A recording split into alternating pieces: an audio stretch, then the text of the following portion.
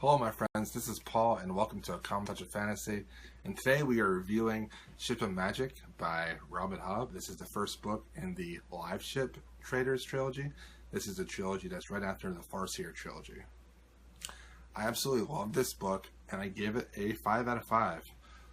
For plot, I gave it a 4. For characters, I gave it a 5. For setting and world building, I gave it a 3.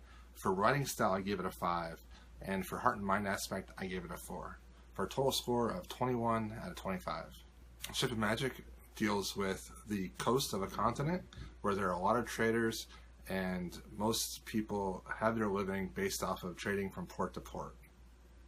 One of these trading families is the Vestrit family. The Vestrit family is the core family in this entire book. The Vestrit family is special because they are an old trader family that have a live ship, which is an actual sentient ship. When the father of this family ends up passing away, the captaincy of the boat must pass on to someone else. Althea, the daughter, believes that she should be the captain of the boat because she spent a ton of time on the boat with her father growing up. However, the boat is passed on to the son-in-law of the family named Kyle. The daughter, Althea, is extremely upset about this. She believes that she should be the captain.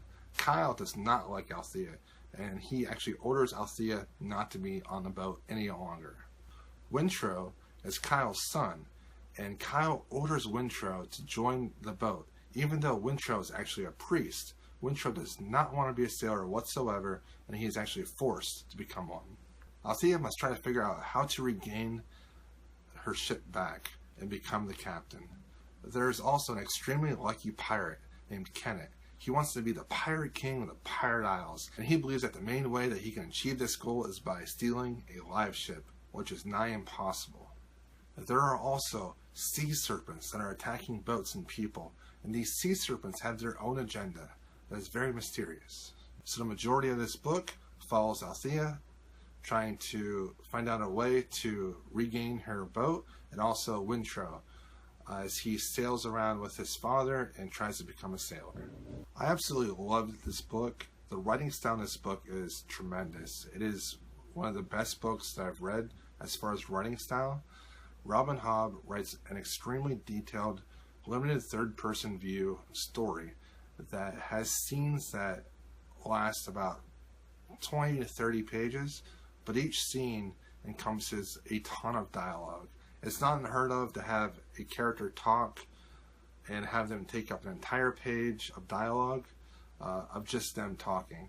The dialogue paragraphs are extremely thick. The descriptions are extremely thick. There's very few small sentences in this book, very few small dialogue sentences in this book.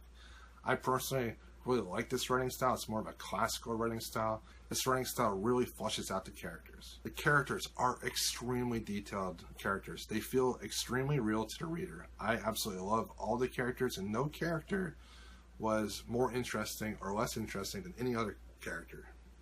All these characters have flaws, they have their weaknesses, they have their strengths, and they just feel like real people. Each character in this book is given choices on how to react to different circumstances that happened during the course of this book.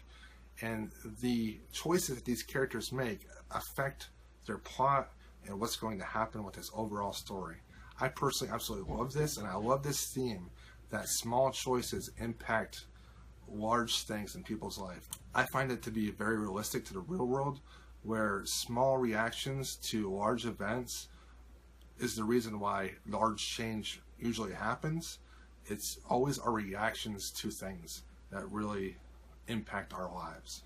The world building in this book is good, but it's relatively slow because it is the first book, and also the world building is something that Hobb is setting up between multiple series.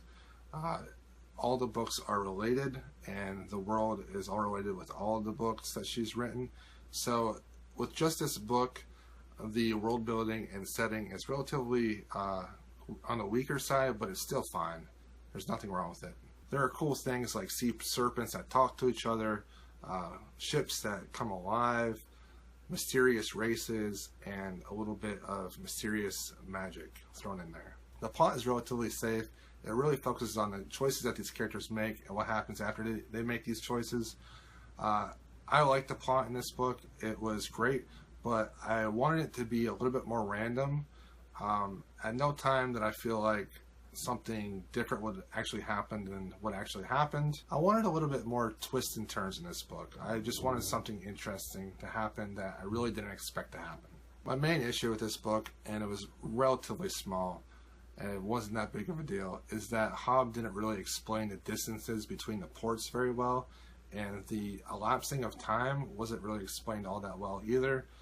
Sometimes there was actually contradictory sentences about how long it was taking to get places and how long they've been out of port and things like that, but it wasn't really that big of a deal. If you're looking for a drama, family-based book set in a fantasy world, this is definitely your book. A book with a lot of heavy dialogue, extreme descriptions of characters, their thoughts and scenes. If you're looking for an action book though, this is definitely not your book. There's not a whole lot of action in here. There's not like wizards throwing fireballs or like archers making crazy shots or thieves stealing like an amulet or something like that. This is a relatively slow-paced book, but the characters and the writing style is so rewarding that I highly recommend it to anyone looking for a fantasy book that is very similar to classical literature. Definitely check this out. I am continuing with this series. I absolutely love this book, and hoping that the next two books will add a little bit more excitement, but also flesh out some of the world building and mysteries that were set in this book. The characters are great, and I highly recommend this book to everyone.